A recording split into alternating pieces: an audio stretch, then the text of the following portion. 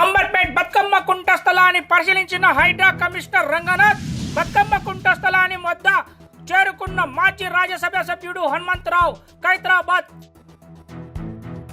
Khairatabad DCC president Rohin Reddy Congress నాయకులు బతుకమ్మలు ఆడేందుకు కుంటను ఏర్పాటు చేయాలని విన్నపించారు. విహెచ్ మాట్లాడుతూ హైడ్రా కమిషనర్ సానుకూలంగా స్పందించారని అన్నారు.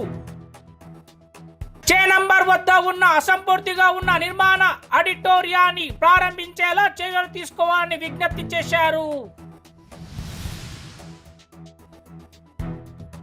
ఇప్పుడు అది 2 ఎకరాల కాడికి వచ్చిందట. ఏదైనా ఎంక్రోచ్మెంట్ ఉంటే ఆ ఎంక్రోచ్మెంట్ కూడా తీసి వాళ్ళకు ఏదన్నా నడుమ ఇన్ బిట్వీన్ వస్తే వాళ్ళని కూడా తీసేసిన వాళ్ళని ఊరికే పోనీయము. వాళ్ళకు 2 బెడ్రూమ్ కూడా ఇప్పించడానికి సాయి శక్తులు కృషి చేస్తారు.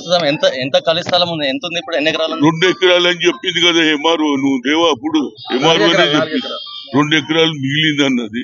ఆ 2 ఎకరాలలో కూడా ఇంకేదైనా ఎక్సెస్ ల్యాండ్ ఉంటే దాన్ని కూడా తీసుకొని అక్కడ ఉన్న కట్టుకున్నట్టు వాళ్ళు ఏదైనా పేదోళ్ళు ఉంటే వాళ్ళకు ఆల్టర్నేట్ 2 బెడ్రూమ్ కూడా ఇప్పిస్తాం. వచ్చి డ్రమ్లల్లో బతుకమ్మ వేస్తున్నారు కనుక ఇప్పుడు రంగనాథ్ గారు వచ్చిండ్రు.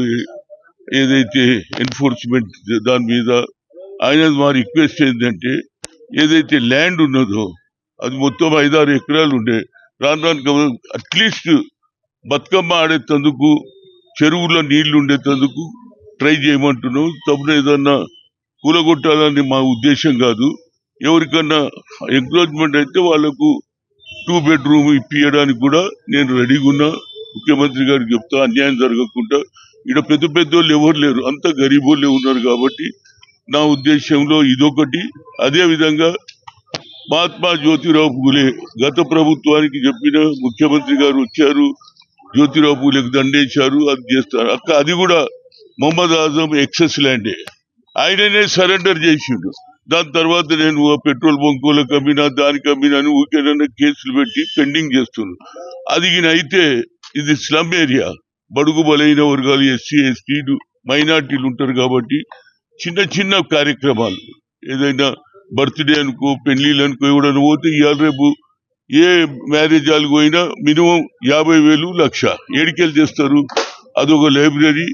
ఉస్మానియా యూనివర్సిటీ కూడా దగ్గర ఉంది కాబట్టి బీసీ ఎస్సీలు కూడా చదువుకోవడానికి, మైనార్టీ చదువుకోవడానికి, చిన్న చిన్న కార్యక్రమాలు చేసుకోవడానికి ఆయన పేరు మీద ఆడిటోరియం అని నేను అడిగాను. ముఖ్యమంత్రి గారు కూడా చేస్తా అని చెప్పారు రేవంత్ రెడ్డి గారు. ఈ 2 ఇష్యూస్ మాది ఎన్నికల ముందు మన రోహిన్ రెడ్డి నిలబడ్డప్పుడు ఈ 2టికి నేను అష్యూరెన్స్ ఇచ్చిన.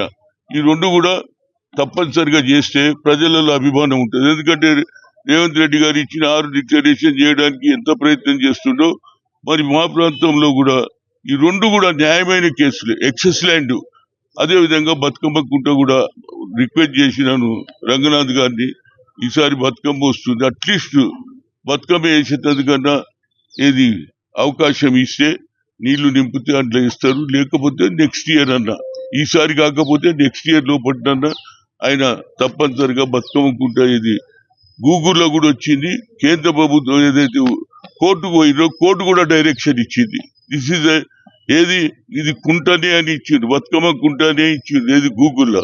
దాన్ని కాపాడడానికి మా ముఖ్యంగా ముఖ్యమంత్రి గారు బడుగు బలైన వర్గాల గురించి ఆలోచన చేస్తున్నారు. అదే రాహుల్ గాంధీ గారు కూడా ఆలోచన ఈ 2 కార్యక్రమాలు చేస్తే ప్రజలలో మహిళలలో కానీ పేదవానికి కూడా ఉపయోగపడుతుంది. అదేవిధంగా జ్యోతిరావు పూలే ఆడిటోరియం కడితే చిరస్థాయిగా ఆయన పేరుంటది, పేద ప్రజలకు కూడా ఉపయోగపడుతుంది.